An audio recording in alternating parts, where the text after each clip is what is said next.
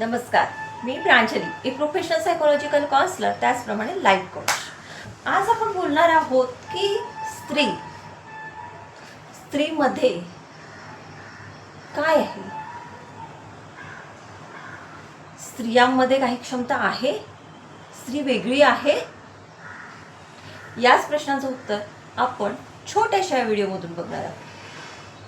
स्त्री म्हटलं की तिच्याकडे काय बघितलं जातं?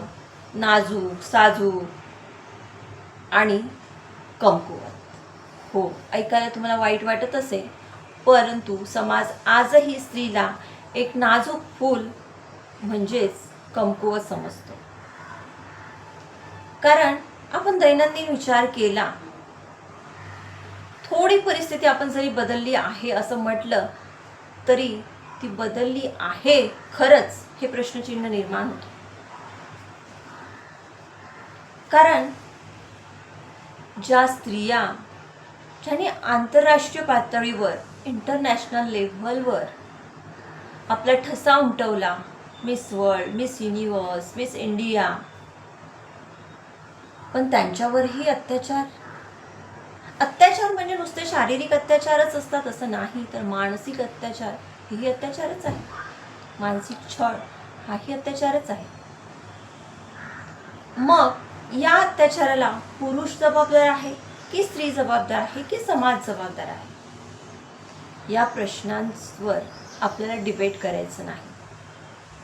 परंतु एक स्त्री, साधारण आपण विचार केला तर काय होतं, प्रत्येक घरात स्त्री काय असतं, मॅक्झिमम हाऊसवाईफ असते किंवा आता जॉबसुद्धा करायला लागला. पण त्या स्त्रीला एक दोन महत्त्वाची कामं असतात. पहिलं काम, नंबर 1, की घराची सगळी स्वयंपाक वगैरे किंवा घरात काय राशन आणायचं असेल, स्वयंपाक काय करायचा असेल, ठीक आहे, स्वयंपाकाला बाई जरी ठेवली असेल तरी तिला काय बनवायचं, काय आणायचं, तिला कुठलं साहित्य लागतं, हे सगळी जबाबदारी स्त्री घ्यायची असते. पुरुष विचारत असतो किंवा ती विचारते की आज काय बनवायचं जेवायला. म्हणजे स्त्रीला एवढा सुद्धा अधिकार नाही आहे का की आज जेवणात काय बनवायचं हे का गरज आहे नवऱ्याला विचारायची? हां, कधी विचारलं ओके, पण तुम्ही रोज तो प्रश्न का विचारता? तुम्हाला काही एखाद्या दिवशी खावंसं वाटत असेल, एखादी भाजी खावीशी वाटत असेल, फ्रीजमध्ये 5 भाज्या ठेवलेल्या आहे आणि त्यातून तुम्हाला वाटतं की नाही, आज मला भेंडीची भाजी करायची आहे. तुम्हाला वाटतंय की आज भेंडीची भाजी खावीशी, तरीही तुम्ही जाऊन का विचारता की आज कुठली भाजी बनवायची? आणि तिकडून जर उत्तर आलं की नाही आज बटाट्याची बनवतो, तुम्ही बटाट्याची बनवता. का तुम्ही हा छोटासा डिसिजन घेऊ शकत नाही? जर तुम्ही हा छोटासा डिसिजन आपण आपल्या घरात घेऊ शकत नसेल तर दुसऱ्या डिसिजनचं काय? पुरुषाने किंवा समाजाने स्त्रीला कमकुवत बनवलेलं नाहीये, तिने स्वतःला कमकुवत बनवून घेतलंय. फक्त एवढंच आपलं काम आहे का की किचन सांभाळणे आणि रात्र झाली की मला बोलायचं नाहीये, पण ते सगळ्यांना लागू होणारी गोष्ट आहे. या दोनच गोष्टीसाठी आपला जन्म झालेला आहे का? बरेचदा नवरे मंडळी कुठल्याच महत्त्वाच्या विषयावर बायकोशी बोलत नाही. बरेच बायकांना नवऱ्याची किती सॅलरी आहे हे सुद्धा माहिती नाही. का? जर बाईने विचारलं तर तिला उत्तर येतं की तुला काय गरज आहे, तुला जे हवंय ते मिळतंय ना, मग तुला का जाणून घ्यायचं आहे? पण का जाणून तिने घेऊ नये? तुमची ती लाईफ पार्टनर आहे, आयुष्यभर ती तुमच्या सोबत चालणार आहे. तुम्हाला त्याची भीती वाटते का की तुम्हाला सोडून जाईल? अशी भीती वाटत असेल तरच तुम्ही सांगणार नाही.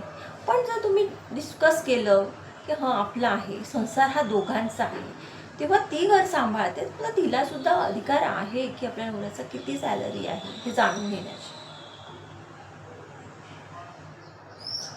सेकंडली, जर कुणाला काही खरेदी करायचं असेल, मोठी डील करायची असेल, तर पुरुष कधीच बायकोला त्याच्यासोबत डिस्कशन करत नाही.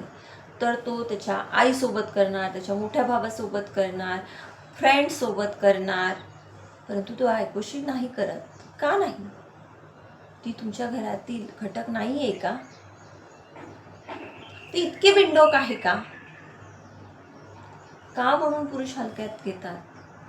याला कुठेतरी स्त्री जबाबदार आहेत का? आपण स्वतः जबाबदार आहोत का? याचा विचार करणं फार गरजेचं आहे. प्रत्येक स्त्रीने हा विचार करणं गरजेचं आहे. पुरुष प्रधान संस्कृतीच्या आधी ही संस्कृती स्त्री प्रधान होती. कालांतराने ती पुरुष प्रधान होत गेली. आणि ती कोणी बनवली? तर पुरुषांनी ती बनवण्याचा प्रयत्न केला आणि स्त्रीनी त्याला हातभार लावला. जर राजकारणाच्या गोष्टी असेल तर का म्हणून आपण आपल्या पत्नीशी त्या बोलू शकत नाही, डिस्कस करू शकत नाही? आपण म्हणतो तिला काय कळतंय राजकारणातलं? का कळत नाही? तुम्ही तिच्याशी डिस्कस करून तर बघा. कदाचित तुमच्यापेक्षा तिला जास्त नॉलेज असू शकते, आणि नसेलही तर तुम्ही ते द्या. कुठलाही डिसिजन घेताना आपण आपल्या बायकोला विश्वासात का घेत नाही आणि तिला एक फक्त वस्तू म्हणून का बघतो?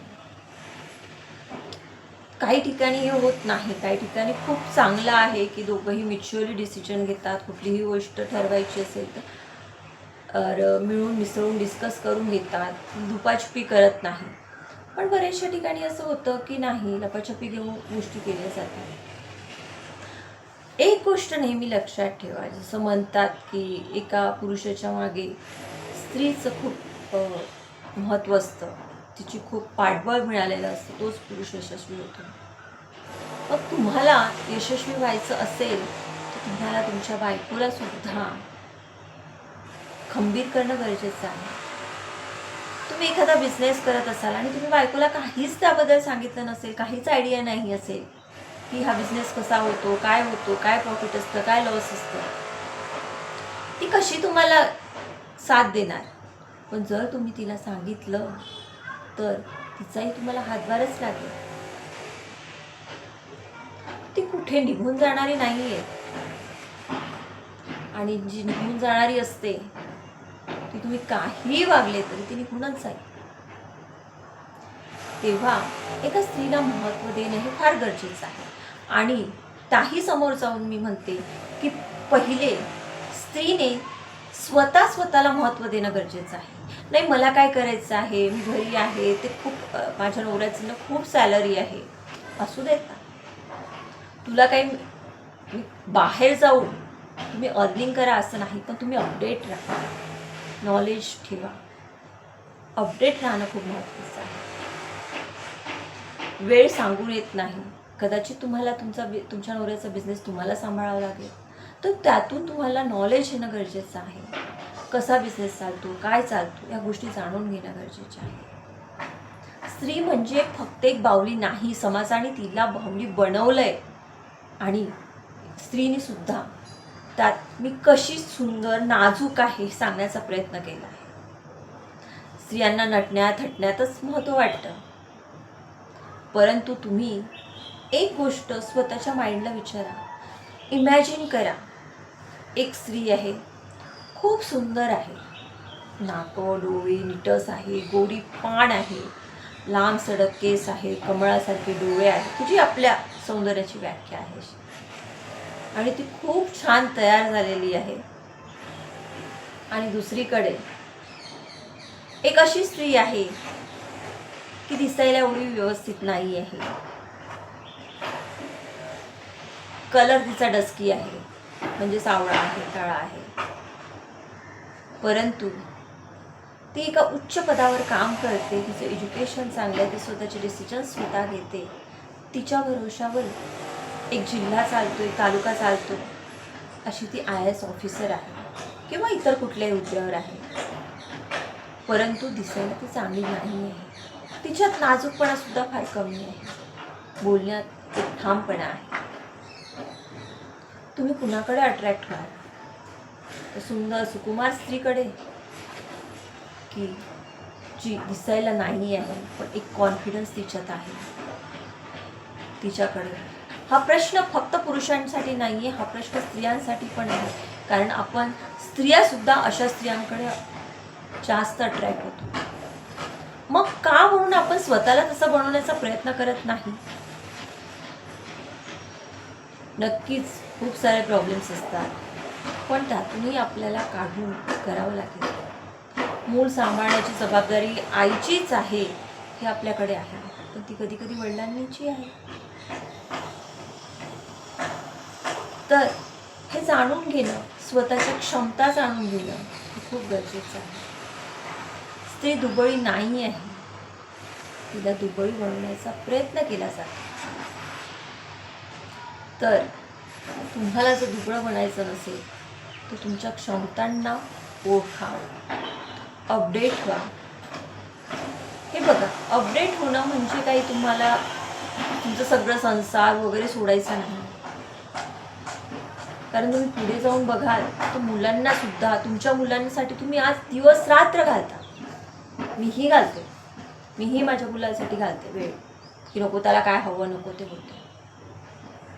पण ते जेवढं करायचं तेवढंच करा.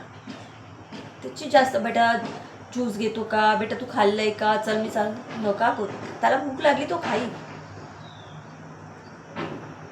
त्यासोबत तुम्हाला तुमचं सुद्धा काहीतरी करायचं आहे. कारण मुलांना सुद्धा असते की त्याची मम्मा ना हे करते, त्याची मम्मा ना छान डान्सर आहे, त्याची मम्मा ना छान ऑफिसमध्ये जाते, तू का घरीच राहते. मोठी झाल्यावर हे प्रश्न तुम्हाला, ज्यावेळेस तुम्ही काहीतरी कर्तृत्व करताय असं आपल्या मुलाला जेव्हा दिसतं ना, तेव्हा त्यांना सुद्धा तुमचा अभिमान वाटतो, ते सुद्धा प्राऊड फील करतात. मग हे तुम्हाला ठरवायचं आहे, तुम्हाला कसं बनायचं आहे. नाव the ball is your court. तर मला काय सांगायचं होतं हे तुम्हाला कळलं असेल, I hopes. Pranjal mind care या यूट्यूब चॅनलवर जर तुम्ही नवीन असाल तर चॅनलला नक्की सबस्क्राईब करा, व्हिडिओ आवडल्यास लाईक करा. मी प्रोफेशनल सायकोलॉजिकल काउन्सिलर असल्यामुळे तुमचे जर काही प्रॉब्लेम्स असतील, कुठलेही असो, फॅमिली प्रॉब्लेम असो, एन्झायटी असो, डिप्रेशन असो, स्ट्रेस असा आलेला असेल, झोप येत नसेल, मुलांचे काही प्रॉब्लेम असेल, किंवा तुम्हाला कुठेतरी एका मोटिवेशनची गरज असेल, तर डिस्क्रिप्शन बॉक्समध्ये मी माझा नंबर दिलेला आहे. त्या नंबरवर कॉल करून तुमची अपॉइंटमेंट तुम्ही बुक करू शकता. हे व्हिडिओ बनवण्यास मागचं माझं एकच कारण आहे की आपल्या समाजामध्ये एक मेंटल अवेअरनेस निर्माण करणे. एवढाच. तुर्तास इथेच थांबते.